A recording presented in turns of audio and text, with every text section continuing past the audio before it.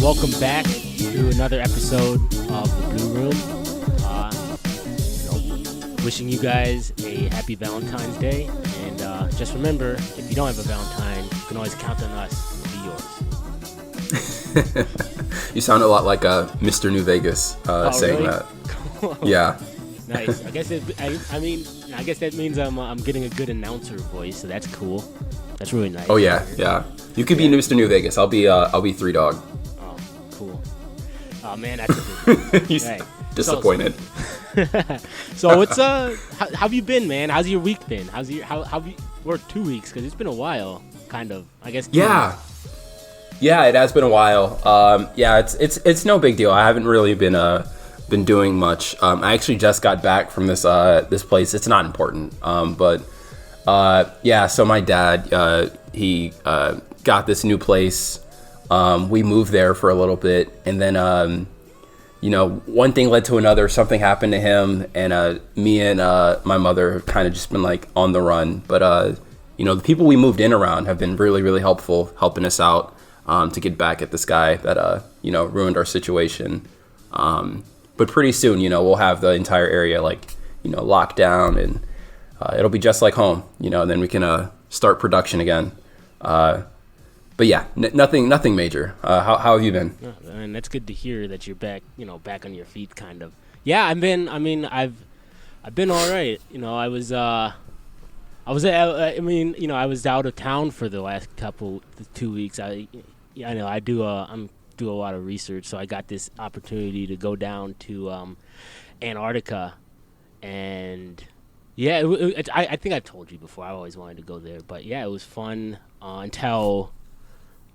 It was this really, I'm still struggling to talk about it, but we got into this confrontation with this, I don't know what the hell to call it, really. It was just unbelievably crazy, out of this world. I'm pretty sure it wasn't from here. It could it was just really oh my scary, God, dude.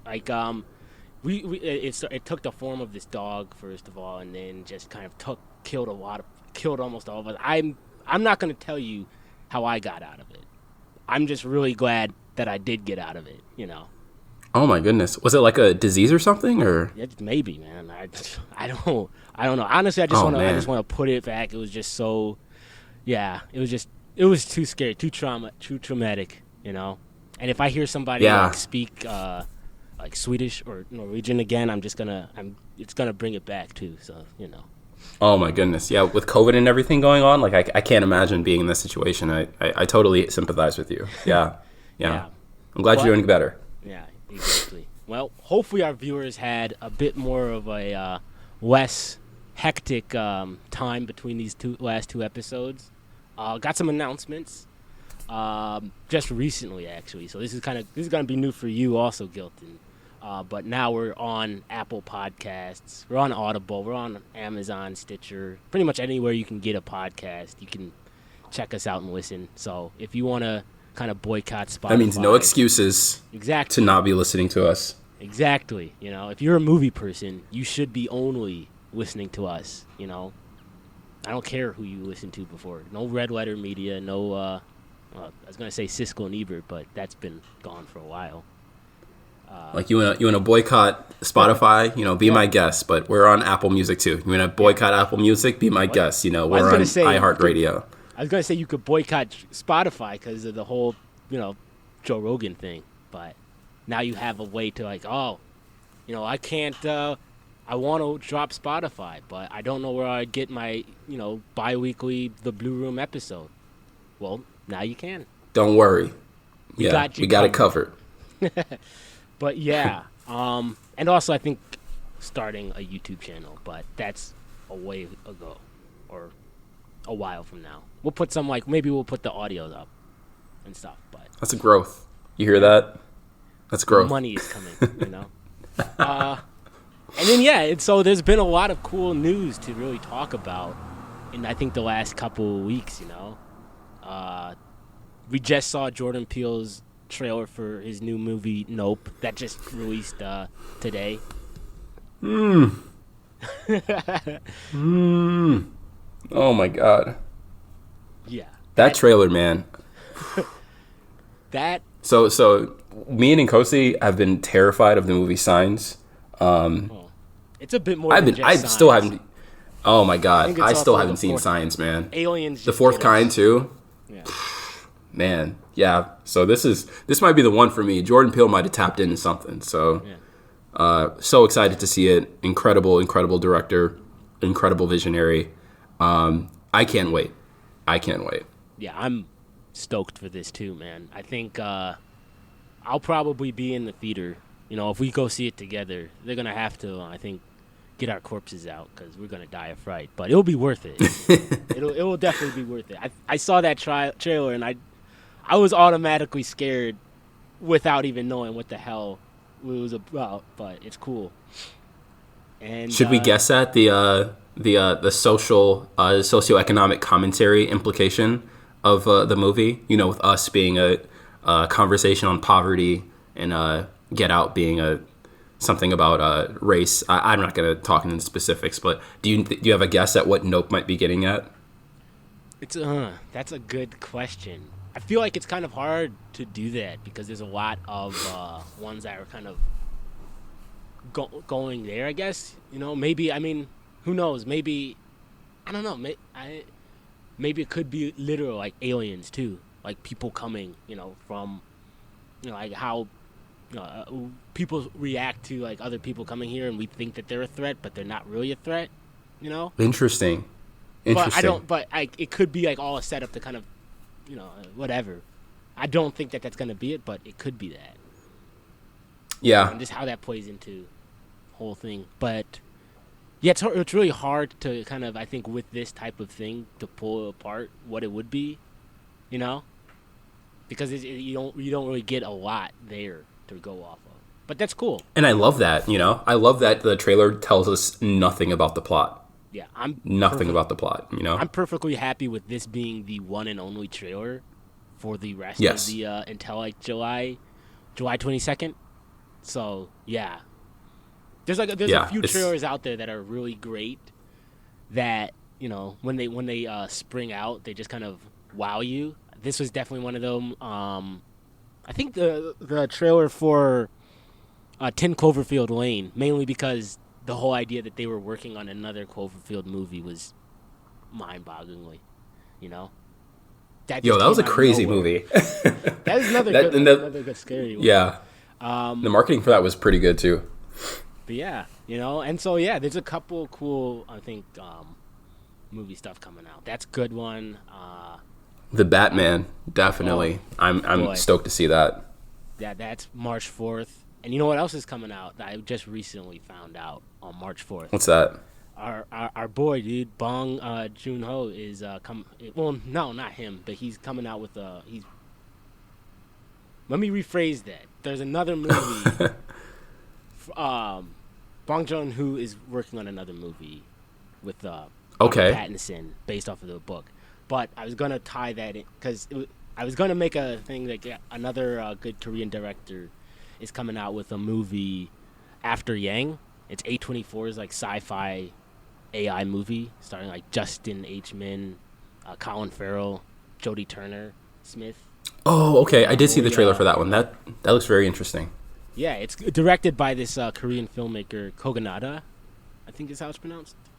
And yeah, so I mean that's like, I mean we got to go see that. We've talked about so many Korean films here. I think on this Yeah, podcast. I'm stoked to see that one. Yeah. And what else is coming out this year? Avatar 2.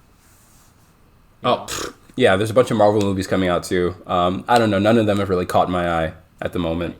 Yeah. I'm interested though specifically for Avatar 2 just because of the fact it's been talked about for a while now. I think it was originally 10 years? Yeah, it was originally supposed to come out I think like in 2018, 2019. But Oh yeah, because that would have been exactly, or 10 yeah, years. almost exactly 10 years. Yeah. yeah. But it should be interesting. I mean, it'll probably be it'll be visually great. It'll probably make a lot of money. I would James hope so. Cameron. I mean, you I never would bet hope so. against him. The guy, I think like every there's that saying like James Cameron does what James Cameron wants to do or something like that, and you just never bet against him because it always pulls through. What else could you? What could it be about? I'm wondering because he's already told the story. There is like one still underwater. from the image, and yeah, I think it's just like somebody's face kind of half submerged in water, so that's all we see. So is it going to be like the underwater level in video games that everybody dreads Probably. and can't wait till it's over? Yeah, I mean that's James Cam. I mean he loves that stuff now. He's been like huge into, like the ocean and water and stuff. So I'm not surprised. I think I remember me and you saw that opening day. Not opening day. It was Christmas though. I think around the time. We saw it for IMAX, definitely. No, Did we see it at didn't. Navy Pier? No, we didn't see it that way, and that was a shame. But we did see it at the theater down the street. It was like around our Christmas break, and I remember it because me and you went to see that, and Natalie and Jay went to go see the Smurfs movie. And I'm like, are you kidding? That's right. I remember Like- that. And I think it was just like, do you guys want to see the Smurfs? I'm like, hell no. Why not? I looked at it and I'm like, man, of course not. Yeah, that's such a weird concept too. The Smurfs, like, I mean, I'm not going to get into it, but just there was nothing about that drew me in. And what other trailers have come out? We saw the trailer for the new Halo series premiering on Paramount Plus in March. That should be interesting. I mean, at least interesting. We've both been huge Halo fans. Have you heard? So Halo, for the promotional campaign for the 5th game, they had like a podcast with Keegan-Michael Key, and he was basically playing this investigative journalist that was like uncovering ONI, which is the Office of Naval Intelligence in the Halo universe that like does all is basically the CIA in the Halo universe. Right. So I'm interested to see if they tap into any of that and like kind of dig deeper into like the darker human side rather than just like the flashy video game aspect of it, because that's kind of where the more interesting storytelling takes place, because the idea of like a super marine saving the day, like that's the premise of the games, but in between the lines is like, this is a super soldier created to put down human resistances in far off colonies being repurposed as a patriot, Right, and not just that, the fact that they took these guys as kids and really as children, and like some of them didn't survive. So and it just did a lot. And I think a lot of the outside the extended universe lore kind of talks about it a bit more.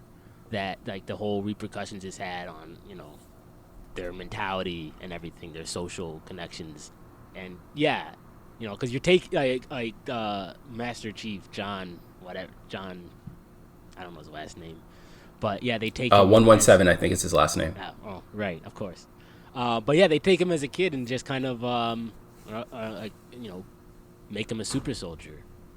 And it's like that's gonna have obviously like the books and the comics talk about. I think the books more talk about like the really side effects that this has on pretty much all the Spartans.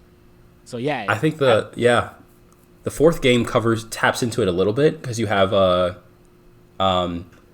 Cortana definitely is like shown to be this like really huge like emotional like anchor for him, and you see him just like not really like conversing with other humans, kind of showing behavior that's like not super like socially like okay, just like big brutish guy, just kind of shoots, really violent, doesn't have much to him other than that. So seeing him interact with other humans is always super interesting, and it's either he's like standing for a ceremony or they're like telling him something and he's just like not listening because it's not what he wants to do. So he's not really a team player. He's super antisocial, and it makes sense because again he's literally a child soldier. But I hope the series kind of like touches on that in some aspects. Yeah, I agree. But I mean, it should be, we'll give it a try. I have Paramount Plus. I'll give it a try. Yeah. It's been they've talked about, I think, this whole doing of a Halo series since Halo 4 came out. I think originally Spielberg was supposed to be working on it at some point. So that would have been interesting. Yeah. I think another movie that should be interesting. This is a bit smaller scale by heard about it is The Sound of Philadelphia. And this is cool. It's a documentary about these guys who founded Philadelphia International Records and really were the cornerstone of what became the genre like Philly soul, which is a subdivision of soul music. But yeah, these three guys.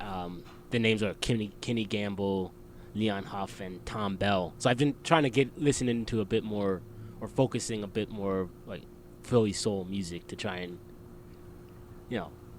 amp up to watching this. So I'm not sure when that comes out, but it should be a cool watch. Sounds like you should make a little playlist. Yeah. No, yeah. I mean, definitely. That'd be cool. Maybe for maybe the listeners too, if you guys are interested. Yeah, I'd be down. I'd love to listen to it. Yeah. And then I think opening this week, or this coming week, which is the week of the 14th. Yeah. We've got Tom Holland's Uncharted. Not really. Oh my God. Michael Bay's Ambulance. Yes. Another one that's going to be a stinker. Dog with Channing Tatum, the one with the military dog, I think. Didn't really care for that. Oh my goodness. King Knight, directed by Richard Bates Jr., which looks like it's, at least the reviews are interesting. That might be the only actually one if you want to go see a movie that's not, I mean, that sounds at least interesting. This might be it. Let me see if I can find the... Do you know what's funny? You literally just named all the trailers. So me and my friends saw Jackass last night in theaters. Nice. And so those were the only trailers that played before the movie. in that order. Yeah, I mean, February is kind of just a rough month in general. I think what did we have recently that opened up?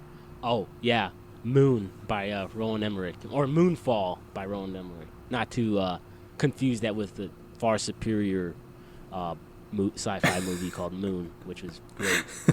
I saw the trailer for that for Dune, and they didn't, it's just kind of like the teaser thing, so you don't really see any of the plot. You just see a bunch of destruction. And I'm thinking to myself, man, this looks like a Roland Emmerich film. And then it comes up, a movie directed by Roland Emmerich, and me and my dad just look at each other and just start busting out laughing because he had the exact same thought. Like, oh my God. What's another movie made by Roland? I'm trying to think. I mean, he's like the huge disaster guy. I mean, everyone's going to remember Independence Day. Oh my God, that's right. Yes. Yeah, that's like, I think, the good one that he did. And then after that, it was Godzilla, 1998. Oh my God. What else? The Day After Tomorrow, like the climate change one. That was actually, I think, I remember watching it as a kid. But the only reason I liked it was because I was really into meteorology. So I wanted to be like a storm chaser and stuff. So I thought, man, this is really cool. He did 2012, which I think me and you watched like 2 years ago. Oh my God. Yeah, we definitely did. That one wasn't too bad. It was all right. It was I liked it. Oh, go on. It definitely was like ahead of its time in the disaster storytelling, because like a main premise of the plot is essentially like, yeah, the rich and powerful are going to find a way to survive, and they're going to use all the resources that we make, as a society to do so. Like as a kid, I was like, oh, that's unrealistic, but like living through a pandemic, 2022, 100%, 100%, they're building arcs, Yeah. I mean, I think that's been a thing in a lot of other disaster movies, not so much just him. But I did good feel point. like some of it was just like, it did have it felt, some of it felt like a movie from the 2000s in the way, I guess it did come out in the 2000s anyway, like 2009. But so, yeah, I forgot about that. But yeah, it's the guy, remember he's split up from his wife, and then throughout the movie they end up coming back together and stuff. Yes. I'm like, dude, that's such like a total trope from those movies. Like, oh yeah, this guy, like, we don't even know why they broke up, other than the fact that this guy kind of sucked or whatever, and then he saves the day, and like, well, maybe we can make this work. I'm like, cool. But yeah, so I forgot That's about what that I was trope. coming for this week. Um, for album releases though, we got some cool stuff coming out for the next 2 weeks. Oh, what's coming out? Let us know. What's coming Yeah, out? February 18th, we've got Khruangbin and Leon Bridges, another Texas Moon album. That was great. We need Um, that. The streets Beach need that. House, yeah, Beach House, Once, Twice, Melody, Metronome, Small World, and these are opening I think this week, February 18th. February 22nd, we've got Donda 2. So Kanye West's Donda 2. That ain't coming out. You can take that off the list. That's the funny thing too. I was on like this site to try and track like new releases, and everyone's just saying, "Yeah, it's not gonna come out."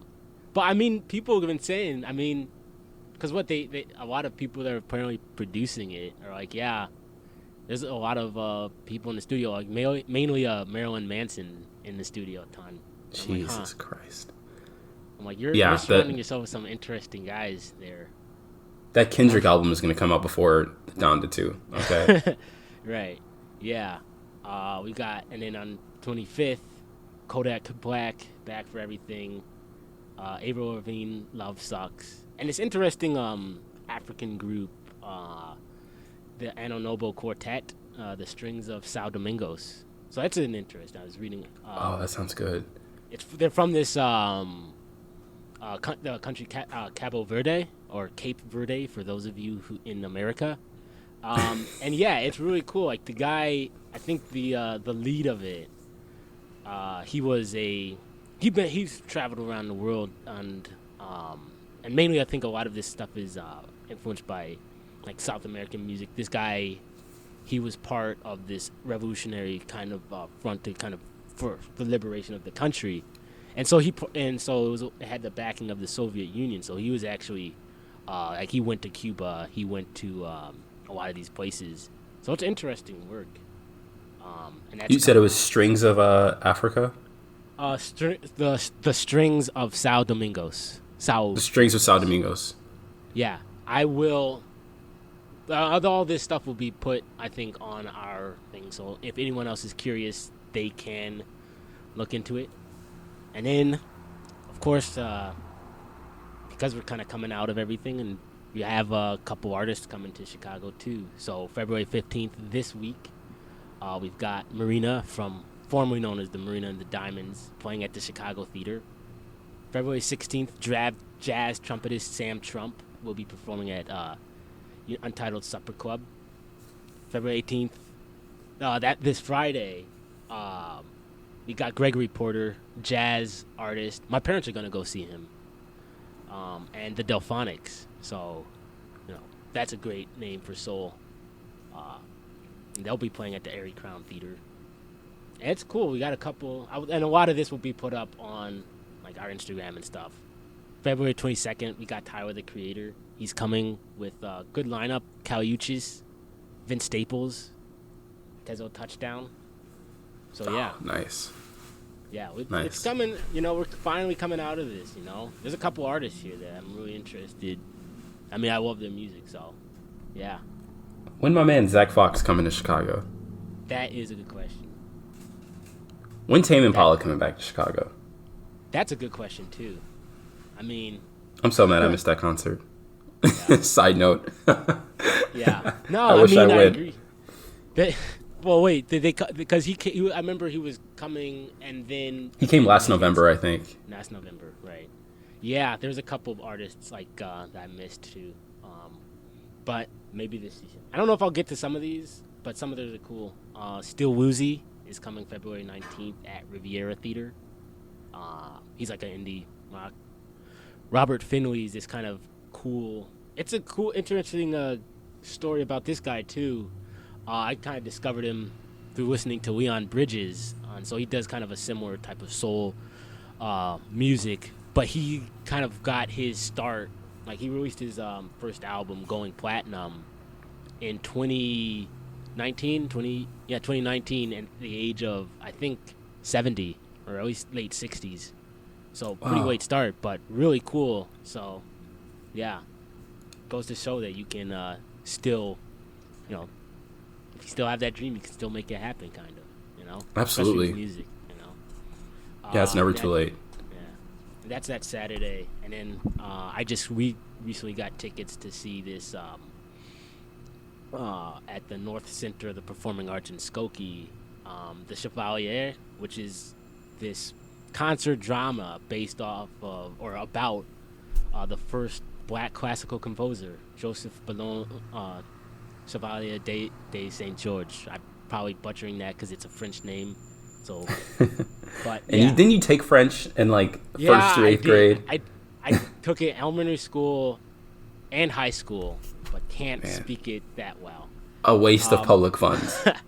But yeah, dude, no, I mean this guy is really cool because I played violin, so we had a bunch of some CDs from him, and he was like the son of this. He was like the son of a French aristocrat and a slave, violinist, fencer, military general for Europe's first black regiment. Friends with Mozart, friends with Marie Antoinette, and a spokesperson for the abolition of slavery in Europe at the time, which was, Go off. Exactly. Go off, dude. King. Exactly, man. I mean, the fact that this guy is like in here, one of like the best known classical musicians ever, and he's a black guy. Like, come on, dude, that's awesome. We can't lose. Can't lose. We're everywhere. We are everywhere. Man. But yeah, and so that's a couple of the things that are coming to Chicago. I'll put a bunch more list up, and a ton of more of these artists that are releasing stuff. So definitely check them out. It's fun. Hey, we can't talk about Chicago, and we can't talk about music without talking about this goddamn Saba project. Oh my goodness. Yeah. Man, for me, this is album of the year, man. I don't know if you've given it a listen since drop, but oh my god, Not this reminds me of like. But I did listen to it. The Overwork, yeah, great. Woo! This is like our childhood Chicago. Like just listening through it, I'm like, wow, this is taking me back, bro. I'm like having flashbacks and oh my god, such a good album. Such a good album. Like song after song, like there's no skips on there for me. Like that's yeah, it's really nice, man. I want that on vinyl. That's all I want. I want that on vinyl. Amazing. Can't wait to see him in a concert. Yeah. So please listen to that. If you do nothing else, first listen to this podcast, and then right after that, listen to Saba all the way through, no skips. Don't shuffle it. Don't pause it. You play it. You sit down. You listen to it. You don't play on your phone. You'll thank me later. You'll thank us later. Yeah. And I mean, just listen to a lot of his discography. It's really great. But if you're, but like the recent album was a few good things. But yeah. That's it. Yeah, few good things. That boy nice. Yeah. In conclusion, that boy nice. No, yeah, it was definitely a great release because it released last Friday? Or not last No, I think it came out I feel like it came out on, maybe it was not last Friday, but the Friday before that, I believe. No, it came out February 11th. Yeah. February 11th. Yeah, that's what I meant. That might have been a Tuesday, actually. Oh, yeah. Damn, I cannot, because I didn't listen to it immediately after release. I listened to it maybe. It was a Friday, February okay. 11th. Yeah, because I was at work, and I played it, and I was just, going away, and it just pulled me in, dude. Like, amazing. That opening, free samples, I think I love that one, and also Survivor's Guilt. That's yes. I haven't finished listening to it, but those were two that stuck with me. I'm sure the rest of the album is going to be great. That last song, oh my, no, actually, 2012, a tear to my eye, amazing. Just he just takes you there with the sounds and the wordplay and the imagery, just S tier. Oh my god. Yeah, my favorite song so far on that album is definitely it's either Soldier or Simpler Times, because the beat on Simpler Times is just like amazing. But I love Soldier. I love Joseph Chilliams. It sounds like a Outkast song also in some parts of it. Oh, that's good to hear. Yeah. Yeah, what else? What other music I've been listening? I think that's just takes the cake. That all of the music I listen to, just I forgot about it. So Pales maybe in next time I'll comparison. tell you. Oh my Yeah, no, goodness. for sure. No, I mean that's always great. I mean the fact that you have this song that I think you that pretty much so far takes the cake speaks Oh yeah, pretty much takes to the its cake. quality, you know. Oh my goodness. Yeah. Yeah. So hey, you know, it's February, which means it's Black History Month too. I think we both, you know, for people that might not know that are listening, we're both black, so this is a very important. I mean, pretty much all of American history is Black History Month, Black History, but you know, here's at least a month to talk about it, I guess.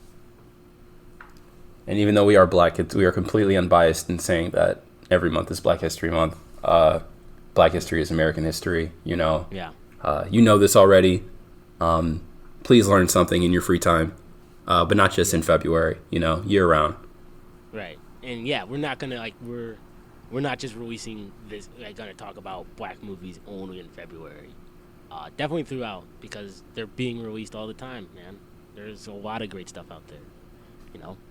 And now with streaming, well, can make it easier, can make it harder, but definitely check out some of the stuff. I know a lot of like Amazon will have a collection of black films, Netflix.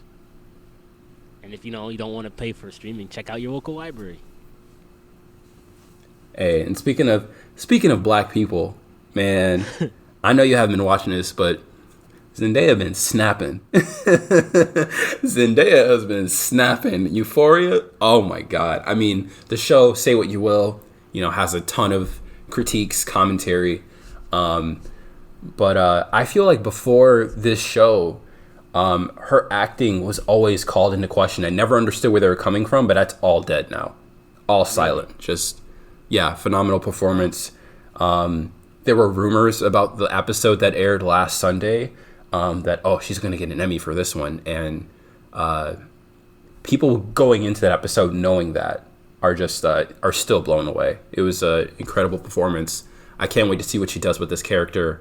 Oh my god, yeah. So if you haven't seen Euphoria yet, I would definitely jump into it, get started. Yeah, I haven't never. You want to do like a brief, I guess, plot, like just like a what it's about. Yeah, sure. Yeah, so it takes place in like some high school in California. I want to say it's not. Is it modern? Like it's maybe not quite 2022. It's probably like a 2018, 2019 still for them, I would say. Yeah, but I can't tell. But they're in high school, right? And it's completely dysfunctional adolescencing. Everyone has their individual issues. They're all just discovering fucking sex, drugs, relationships, boundaries, communication, and just all fumbling through it. You have people like in toxic relationships. You have people just God, I'm trying not to like trip over plot elements and like describing it. I'll just describe Zendaya's part. She's essentially a high school student who is struggling with addiction.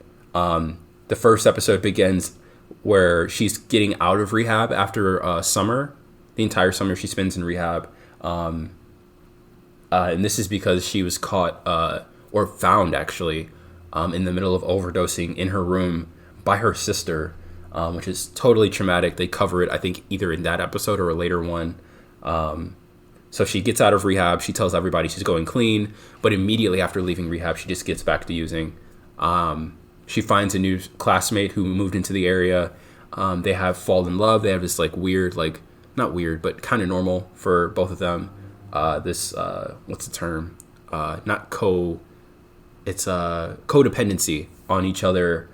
Oh my goodness. And there's just tons of ups and downs with her dealing with her addiction, her friends dealing with their relationships. Go watch it. That's all I got. Go watch it. Ton of really good actors. Oh my god, yeah.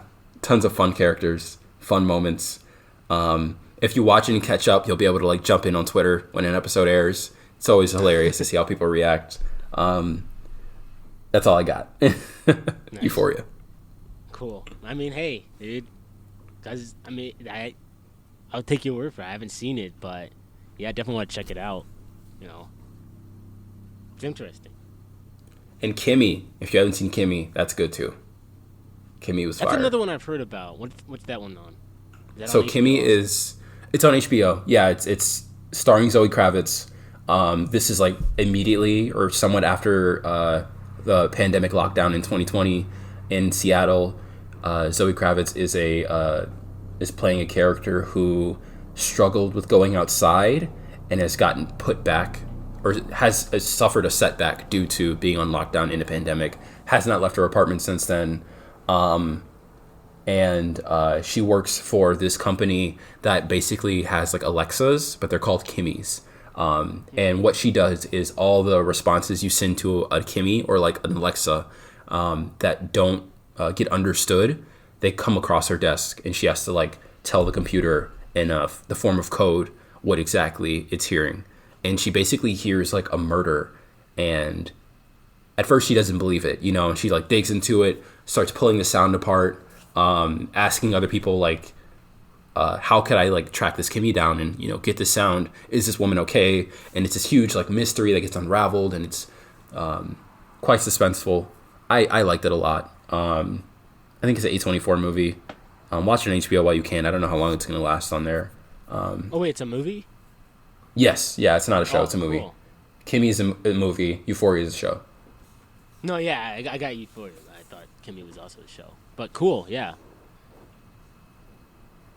Nice, man. Yeah, I've been watching. I mean, today I watched Concrete. I think I was telling you, we watched Concrete Cowboy with Idris Elba and Caleb McLaughlin from Stranger Things. And yeah, it was cool. I mean, it came out in 2020, and it's based off of this novel by Greg Neary called Ghetto Cowboy. And it was really cool. I wanted to see it, I think, at the time. And now it's on Netflix, by the way, so you can watch it if you have a subscription.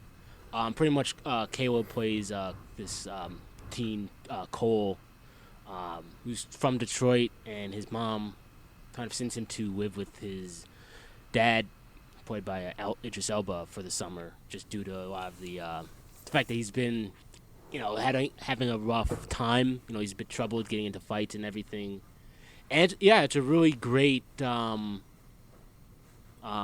movie that kind of shows the complex history of black cowboys, their depiction in media.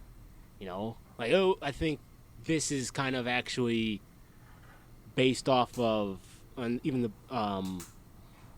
a real type of area. So I think Idris Elba lives on this street in Philadelphia called Fletcher Street, and he's part of Fletcher Street Riders. And so that actually still is a thing now. So for centuries, Philadelphia has had this really great history of black horse riders, black cowboys, and that's back a long time ago. Back when before cars, black people would be riding horses to deliver mail, going out west, and then really when cars kind of took over, you still had this type of like these stables, and black people still kept their horses in the cities, and so this kind of talks, kind of shows that it's still there. Like, even some of the actors that are in the movie are actually Fletcher Street Riders. So I think one of the guys Jamil Prattis, he plays a paraplegic cowboy. And he has this really great emotional story about him and his brother. But yeah, this is like his actual story. Like, this is actually what happened to him. He's not paraplegic in real life, but the story of him losing his brother to violence is still is an actual real event. And yeah, I mean, it's a lot of great history. Talks about obviously that dealing with gentrification and the fact that you have these developments coming. It's not really the focus, but it's still there. coming into this area, and how really, like, they're trying to get to that point. So, getting like having these animal complaints or noise complaints from horses stables to try and get people to leave or get them to come in and take the horses, and we see that happen in the movie. But yeah, overall it was really great. It's a lot of, like I said, there's a lot of great history about black cowboys. Like the Lone Ranger is based off of a black man. Guy was escaped slave whose name was Bass Reeves. Yeah, dude, Bass Reeves or Bass Reeves. Who he fled slavery actually, and then after emancipation, he became a lawman and a hero. So that's like the inspiration right there for the Lone Ranger. Wow. So I think, right. I think what's that in. Remember in Watchmen? Yeah. When he's in the theater and he's watching that. Oh shit, that makes sense. I don't think that's the same thing, but it reminds me kind of that. I wouldn't be surprised if it was, but that's another good show to check out if you it's on HBO Max. Yeah, that whole opening right there was just something. Oh my god, yo! When your TV opening teaches an entire population about a historical event that happened in their country that they were never taught, like, yeah, that's like you really did something. When you have people on Twitter like, was this real? Right. Did they really bomb Black Wall Street? Right, man. Oh man, yeah, that was a good opening. That was a good show. Yeah, that I think has a ton of great discussion about race and class too as well. But yeah, when I read about the this whole that story about the Lone Ranger, it kind of made me think about that. And then what else? I mean, that's what I've seen really, at least recently. I know I've seen other stuff, but I can't think of it right now. Is Concrete Cowboys on Netflix? Yeah, Concrete Cowboy. It's on Netflix. All right, I gotta watch that. It's pretty great. That sounds very interesting. That's I think one of the because Idris Elba also filmed I think another Western recently. Too. Oh yeah, he was just in one. Yeah, right. But I think it was both of those movies combined that made him realize that he's allergic to horses. Are you serious? Yeah, apparently my dad. I was watching Concrete Cowboy. My dad walks up and he's like, this is also the movie Idris Elba kind of found out he's got to like allergic reaction to horses because apparently his eyes swelled up and he got all sniffly. I'm like, no way. I'm like, what are the chances? Yeah, you got two movies back to back. You got a film and you just find out you're allergic to the one thing. The one thing. Were they gonna give you a bike? Yeah, no, it was. I would definitely recommend it. So were the horses CGI for him, or? No, they were aerial. I think this came out in 2020, but I think it was filmed obviously way before then. Okay, they just gave him Benadryl, and they're like, "All right, you're fine." Yeah, I think it was like he was like, "I gotta go drink some water." From what I remember, the way Dad mentioned it, because it was kind of in passing. But I think it was like he drank water to try and to see what was going on, and then found out, it's not really going away, so maybe it's allergies. And it was. Bro, this is like you playing Dr. Dolittle. What do you mean? Because you're allergic to both cats and dogs? I guess I'm not too allergic to dogs, really. Cats, yes. And that's kind of always a shame, because I really love cat. I'm more of a cat person than a dog person. So... But, I mean, sometimes it goes away, Like, sometimes it won't affect me. Oh, man. Okay, so maybe it's the same way in his case, too. Maybe he's just like, yeah, it only affects him a little bit, and sometimes. Right. Yeah, maybe it's like that, yeah. I'm sure, obviously, as an actor, the studio's gonna... You can afford, and I think the studio is probably gonna afford to get something a bit more powerful than just, like, Claritin, so... Oh, yeah. Yeah. What else is there? I mean, the one thing I didn't get a chance to see that I was looking for, trying to find and maybe it's on HBO again, was Judas and the Black Messiah. I know you saw it. I know Dad saw it. That shit had me hot. I was hot after watching that movie, bro. Like, Yeah. oh my goodness. Yeah, I mean, it's if it's a movie about Fred Hampton and the Black Panthers in Chicago. So one thing that a lot of people do not know about Fred Hampton and the Black Panthers is that, and to this day, you know, this is still something they preach. One of their most so basically the movie premise is like Fred Hampton is trying to unite not only the Black Panthers and other community groups on the south side of Chicago, but he's also trying to unite like other races, other ethnic groups, the poor white people that were living in Chicago, you know, back in that time. This is in the 70s. So he's trying to unite all of them to kind of realize that we are all very poor. You know, we're kind of dealing with the same issues, not even just like straight up police violence, but just disinvestment in general from the city. And we're pitted against each other. And he actually like succeeds in getting them to all realize that. And from this, you see like movements like the Pink Panthers, which is essentially the Black Panthers, but it's white people, you know, and they're just like, yeah, like we recognize that, you know, we're poor hicks and hillbillies, and you know, we're being treated awfully by the state. So he has this fucking this fucking guy, and there's this Lakeith Stanfield's character essentially is a rat who joins the Black Panthers, and fucking snitches on them, and then feels really, really awful about it afterwards. And this is all true. This is all a true story.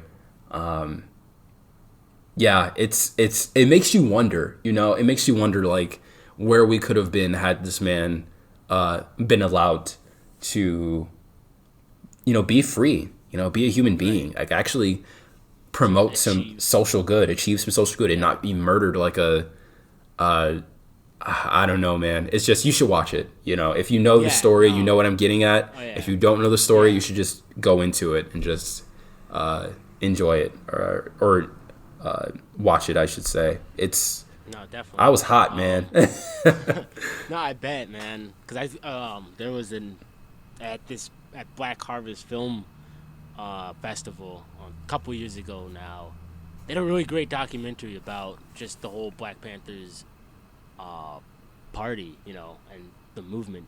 And yeah, it talks about that too. The whole, you know, they were doing a lot of, like you said, talking to these other groups, you know, that were also, you know, and showing like, hey, we're all kind of in the same place because of these economic reasons. And yeah, obviously the government wasn't going to have that. So not at that time. And the reason that it's called Judas and the Black Messiah is because at the time, J. Edgar Hoover was fearful about specifically what he called a Black Messiah. And that was a figure from the Black community like Martin or Malcolm who could like not only unite them, but other disenfranchised groups in the country and get them to wield political and real power that could, you know, what's the phrase? Disrupt the status quo, essentially. So his job is like the FBI head is like, okay, I need to keep the status quo running as smoothly as possible. If some black person can like unite them in the way that fucking Jesus Christ or Moses did biblically, that would be very dangerous to the status quo. So we'd have to, you know, And that's all. It's always how that goes. Like even hell, dude. Martin Luther King was starting to talk about economic rights, and you saw like this huge change in a ton of people. Like, whoa, you know. Yeah, it was a game changer. You know, it's one of the reasons. Because once you realize that, you know, we're both kind of getting, you know, the shit kicked out of us by the same people, you're gonna be like, maybe we should both team up. But yeah. And the conditions are not much different today, you know, if you think about it. But it's a good movie. It's a great movie. I'll leave it at that. So I'll go on forever and ever and ever. Yeah, I think speaking of HBO Max, I didn't see that, but I did see that I know like they did an adaptation of Ta-Nehisi Coates' Between the World and Me. Yes, yeah, I heard And that that was was really a good. rough watch, man. That took, dude, that took you. That's like a gut punch, kind of, really, man. Hey man, there are some I of mean, these there's some of these movies coming out that I cannot watch. Like what was the Brooklyn Five movie? The between not the oh, between All Eyes on Me, was that it? No, that was this Tupac movie. Detroit. Before You See Us. Before You See Us. Oh, yeah. Didn't even try to watch it. I was like, nah, there's no way. There's no way I'm gonna be able to watch this. I think that was like that for Detroit. I know my dad saw it. We talked about it. Me and him talked about it a bit. And that was pretty much during the Detroit riots. Oh, that was a tough one. Yeah. Yeah, it's with John Boyega. Yes. And I was just like, I know I couldn't see that. I remember when me and you were kids, or maybe it was on the same time, and we saw Fruitville Station, bro. Yo. Yeah, that took us out for the entire day, dude. I was down. I was crying, man. I had no idea what I was going into, bro. They were just like, go see this movie. Well, it was like me, you, and Dad. And yeah. I should have known something was up when your mom wasn't there. I was like, if she not here, if she not here, I need to be worried. Right. Man, yeah, I'll never watch that movie again. But and it's not because they're bad movies. I hope that's very obvious. It takes a lot out of you. Yeah. But I definitely would. It's one of those ones that I recommend people to watch. Maybe you don't watch it like a ton, but you definitely should watch it, I think. You should see it at least one time. Yeah, all the way through. Right, exactly. That's exactly it. Yeah. And what better time to do that than February? Yeah, really. February after 2020, yeah. Yeah. You know, with what's going on right now, definitely the time. You know, you ain't doing nothing. It's Super Bowl right now. It won't be the Super Bowl when you're listening to this, but you know. Right. Oh man. Speaking of uniting people against a common cause, my man Boba Fett, you know, he really You just started watching it? All right, I'm not going to spoil it for you. I just started watching it. No, I don't mind, but yeah. He really watched he improved in LA, you know. He's making LA a lot safer place. And I love that for LA. Right, of course. What? I mean, who wouldn't like that for LA? I don't think it clicked in for me that Tatooine was supposed to be Los Angeles because that's where George Lucas grew up. I always thought of, because it takes place in Tunisia, like that's where they filmed it. So I always saw Luke Skywalker as kind of like this like revolutionary and like this far off like place in Western Asia. But it's like, no, it's George Lucas in Los Angeles, which is also a desert. So yeah, so I saw a lot of that imagery in the Boba Fett. So I hope you pick up on that. Maybe, yeah. I did just watch.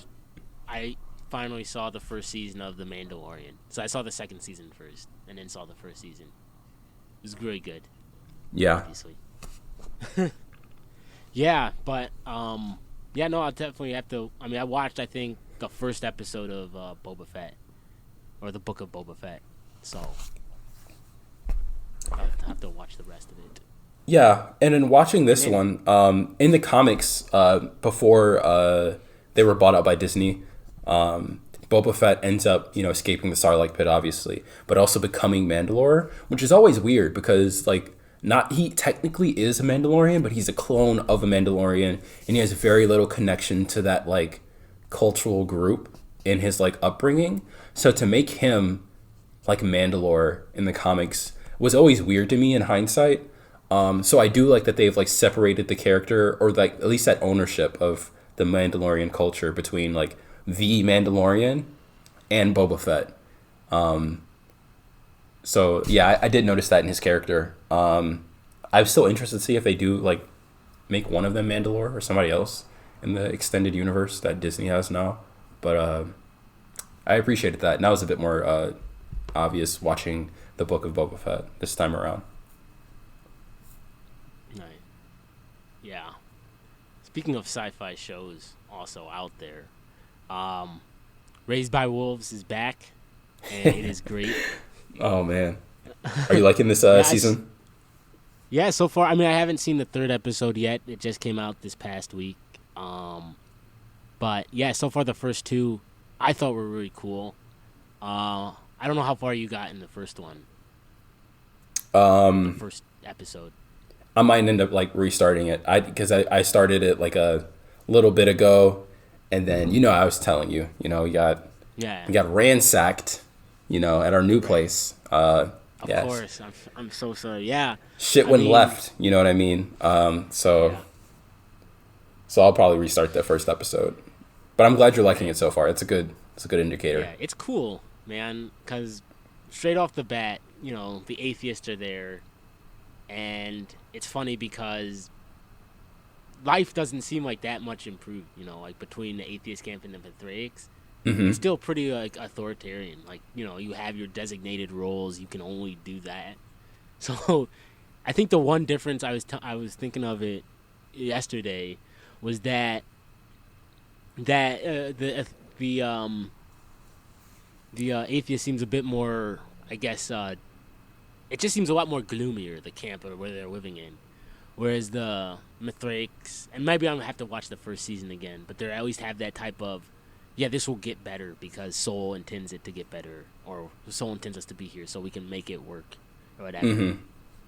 Whereas like with the atheists, they have this AI that they've created called the Trust, which doles out their tasks. So they pretty much created their own god in a way. That's funny as hell. God damn it. Exactly. It's really interesting type of a type of thing going on here, because it's here are a group of people that have their wife pretty much designated for them, and I guess you could say their god, quote unquote god, is actually you can interact with that person, whereas Soul, I mean, not to give away too much of the whole show because obviously, That boy ain't specific. yeah, Soul might be that real or not, or he might even be an AI. Who fucking knows, really? But that's one of the cool things about the show, like that whole type of like looking at religion, looking at humanity, looking at AI, and so it's all kind of coming together. Really, I mean, it's still there. I have to watch the third one, but yeah, it's interesting because like they're both don't seem to be good people. Neither one seems to be great camp to, you know, be in. Maybe the Mithraics, I guess, because they seem a bit more chill, surprisingly, than the atheists. God damn But it. yeah, right. I mean, that's the interesting part. I mean, once again, this is the first two episodes, but yeah, definitely that's also on HBO Max, so definitely check it out. That was a show that I was surprised. I mean, I was happy it got picked up again, but I was like, oh man, nobody's gonna watch it. But yeah, a lot of apparently got enough views, made enough money, which is always good to hear. Always, yeah, especially the shows like that. Happy to see them Yeah. continue. Mm-hmm. Man. So who do you have for the Super Bowl? That's a good question. I see it. That's a funny thing. There's only one right I answer. thought everyone, I thought everyone was talking about a superb owl, and everyone there's like a day for owls, so I just followed owls. I didn't know it was an actual sports team thing, Oh man. Honestly, neither of us have been like really into sports. I've just gotten recently into football. Yeah. So my man Joe Shiesty. It's so much better live. It is. It really is. I saw last year in October. I went with some friends to see Chicago Fire, the soccer team. Yeah. They play now because now they've moved from Berwyn, Illinois. Which I mean, who the fuck is gonna drive out to Berwyn to see soccer and to like Soldier Field? So it was a lot better, and it was so fun, man. It was great. Everything was fun. The fans were great. Everyone, drinks were great, obviously.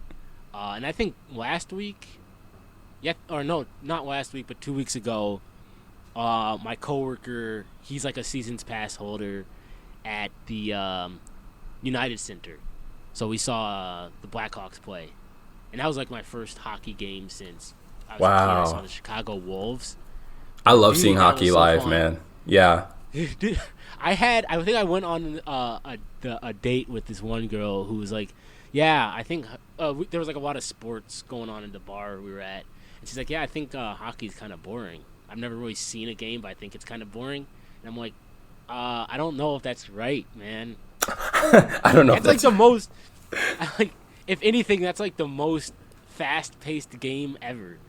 I saw went Yes, there, and I would the agree. minute they drop the puck, it's just boom. they're just going They're at it, sliding. Yeah. Yeah, and they're They're on just ice, going so at there's it. like no friction, so they're going fast as hell. I'm Oh like, man. jeez, man.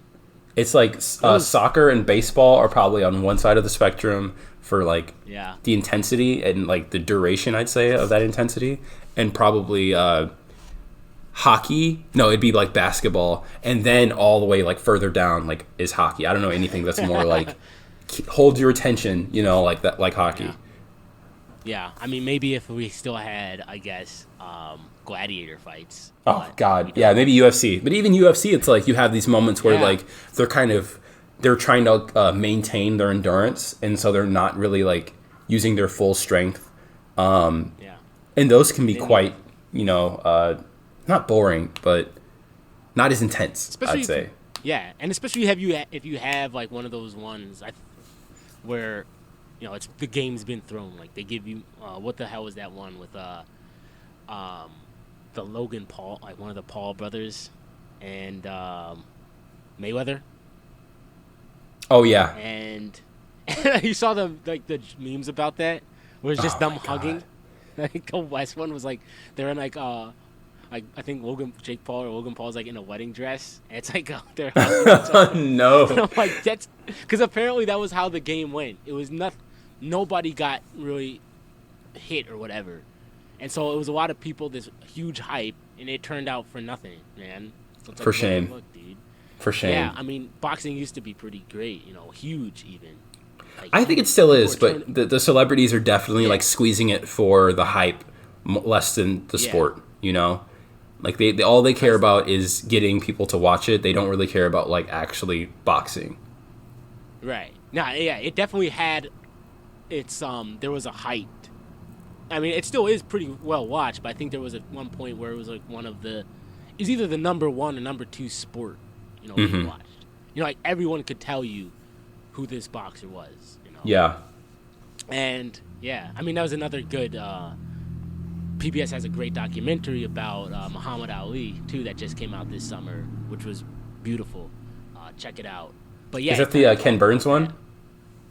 Yeah. I mean, his documentaries are always great. Oh yeah. You know? Yeah, he don't miss. But yeah, I think it was like because it mentioned that at the time, like boxing was huge. Still is, but not as much as it was then. But Yeah. I mean, but yeah, I don't watch a lot of sports. I think I got into my friend when I was looking at starting this podcast. You remember Turbot? Of course. He had his do you remember? But yeah, no, his brother does like a podcast with his friends called The Triple Play, and they do talk about sports and stuff. So that's always like how I'd get my sports news for like the start, like for at least like early 2020 and stuff. I was like, okay, cool. Can't wait to see some of these guys play. And then the pandemic hit, so Oh that shit. kind of went up to hell. That went to hell. Oh man. But hey, man, this was a great episode. I think I like this, man. Every time I think I record an episode or finish recording, I'm like, man, that was fun. I can't wait for the next one. Oh yeah, same. It's really fun, man. So, thanks for being around to do it. Oh yeah, same to you too. Yeah, thanks for the opportunity. Yeah. I'm happy to talk about things we usually talk about. I think that's how this came about. Is like we realized like we kind of talk about this like all the time whenever we hang out. This could probably be recorded and re-listened to and revisited. I think it was also my mom at some point was like, you guys should get a podcast. And I was Yes. like, Yes. that is a good idea, Mom. I'll do Galaxy that. brain We'll do thinking. that. Yes. Yeah. And I think the funny thing is that we got all this stuff, or most of the stuff, I think, in 2020, and then started recording once you had moved to Rockford. Oh That's my the biggest god. irony right there. Like we had because we had this entire time where we were both locked in. You know, you lived down the street from me at that point, so we could have done it any time. I think we were both in school, so that kind of took priority, obviously. But Yeah, and with the yeah, whole incident, after the movie that we went to see, or the play, yeah, I'm sorry. Like, yeah, yeah, that definitely took a lot out of me. yeah. Right, of course. But yeah, before we leave, let's want to pose you a question Let's hear it. since tomorrow for us is going to be Valentine's Day. What would you say? Like 2 songs, 2 movies would you recommend? Let's see. I would recommend um I would recommend the song Limerence by Eves More extended edition, and I would recommend man, this is a bit difficult. Man, because I'm really not a Yeah, it's romance all good. movie watcher, but let's see Or what even else. movie that has a better romance thing, you think? Because I mean, there's a ton. Oh, you know what? You know what I'm gonna recommend? I'm gonna recommend Yeah. goddamn Return of the King, yo, because the love between Nice. fuck, what's her name? Oh my god, I'm blanking. Because you have to watch the Lord of the Rings trilogy like once every year, or you'll start forgetting like Yeah. secondary characters. Like it's a ritual. You have to do it. And I I'm know what you're overdue. talking about. You know exactly. Everyone knows Yeah. what I'm talking about. So Aragorn and his lover. He only loves one person. Yeah. The Romantically, of elf lady. course. I don't want to do that to her. But so yeah, Oh, that I mean, was. Go watch Return of the King, and when you're done, go find that special person and listen to yeah, Limerence, the extended edition by Eves More. gotcha.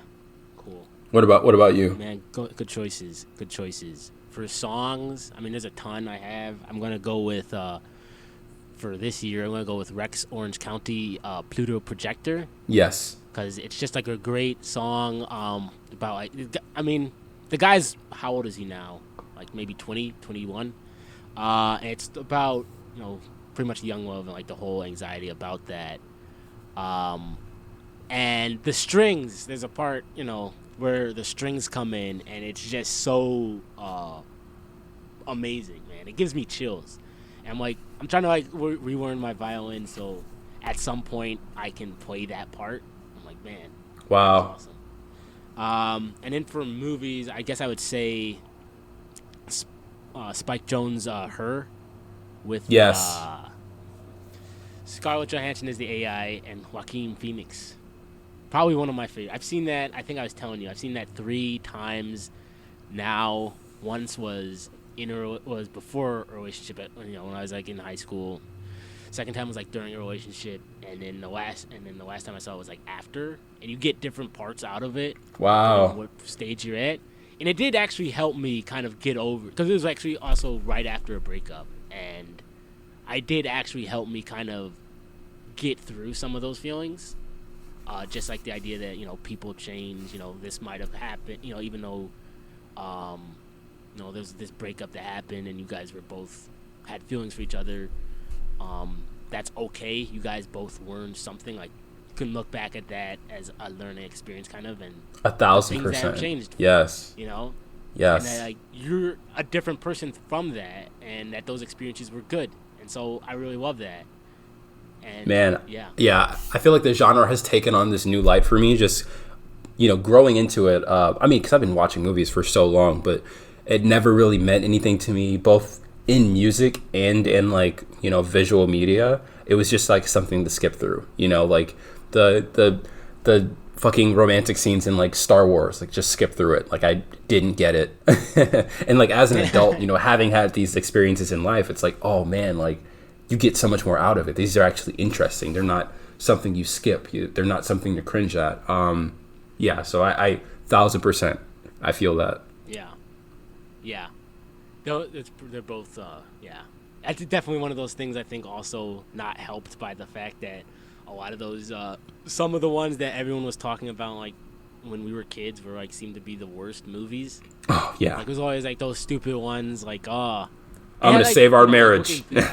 Or something like that, or this person's gonna marry this person, but I still like this person, and then you come between their marriage. That always pissed me off so much, and I'm like, dude, just let it go, man, and find somebody else. Damn.